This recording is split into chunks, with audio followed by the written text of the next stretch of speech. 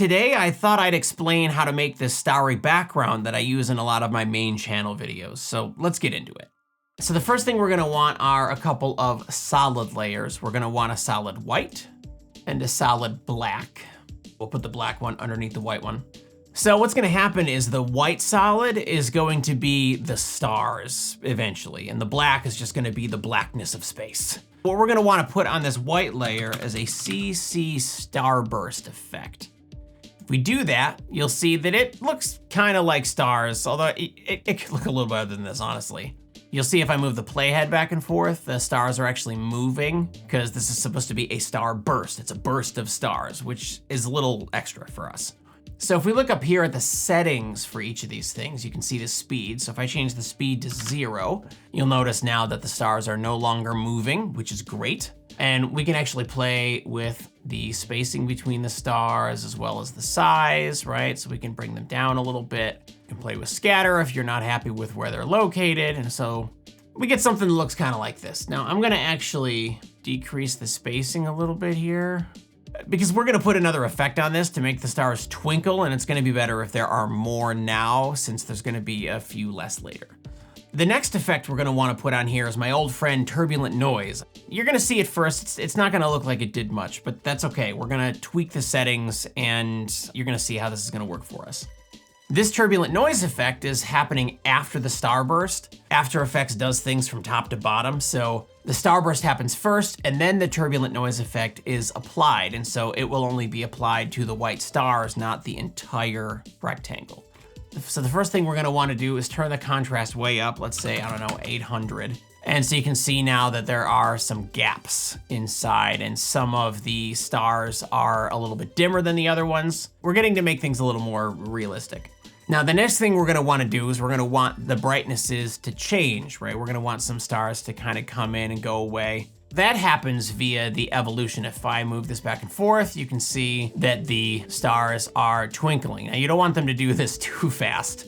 So we need to find that sweet spot. Come up here to evolution and go animation, add expression. You'll see that it is just labeling the effect that we've applied it to, which means nothing's gonna change. It's going to just obey whatever we set it to still. But if we want this to be automatically controlled, we can say something like 360 times time. Click off of there, and so now it'll change automatically. Now I'm zipping past this really fast, but if we hit play, they might be going a little too fast for your liking. Maybe you wanna turn it down to like 180, I don't know. Make things go a little slower. But if you look really close, you can see these black spots are kind of waving in and out, kind of covering up the stars, and that's essentially how I'm getting this twinkle effect. Maybe they're a little bright. We can come in here to transform and maybe turn this down to like 50. And that tones down the stars a little bit. It gives whatever foreground you're gonna have in front of this a chance to shine. Now this is your basic starry background. There isn't anything too fancy about it. Now if we wanna make this a little prettier, a little fancier, we can add a few more effects.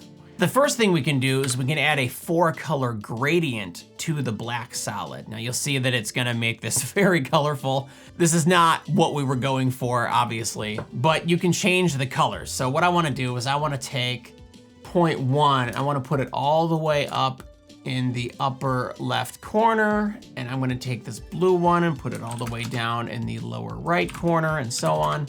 This puts each of our color points in the 4 corners of the solid. But obviously these colors are not gonna work. So this one's pretty good, 0000FF. It's very solid blue. I'm gonna copy that and I'm gonna put it on the yellow corner here. And then I'm gonna turn the other colors to black to kind of turn this down. And so you can see here, the blues are still a bit bright. We might wanna turn them down a little bit. But just so I can save myself some time, I'm gonna come down here and I'm gonna link some of these colors. So I'm gonna link this color to that one, and I'm gonna link this color to that one. So if we change them later, we only have to change 2 of them. And so I can come in here and I can pull up the color swatch and I can tone this down. You can see as we turn the blue toward the black, the blue is toning down a little bit. Now I just want it to be an accent blue. I don't want it to be overpowering. And so this is not too bad, right? So something like that. Okay, it puts a little blue in the corners, adds a little depth to the background, but doesn't, you know, scream blue in your face. As far as I'm concerned, this is still a little too plain. We want this to be a little fancier. So what we're gonna do is we're gonna put a little like nebulous cloud in there. And so we're gonna add a shape layer, and we're gonna grab the freehand tool, and let's go with a solid color, maybe this like purplish color up here. Some of you might call that pink, I don't know. It's magenta technically.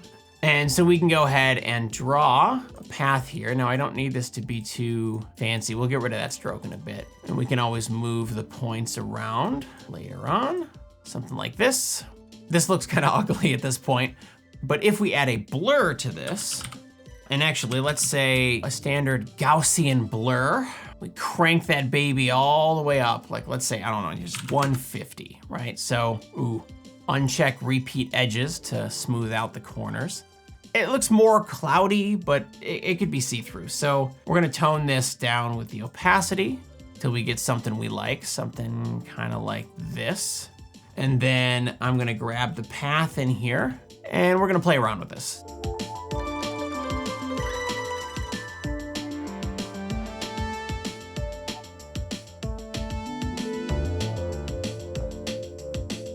So maybe a little something more like this.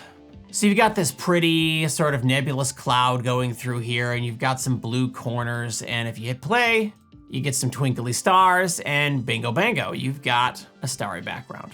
So hopefully that helped, and let us know what we should do next down in the comments. Thanks for watching.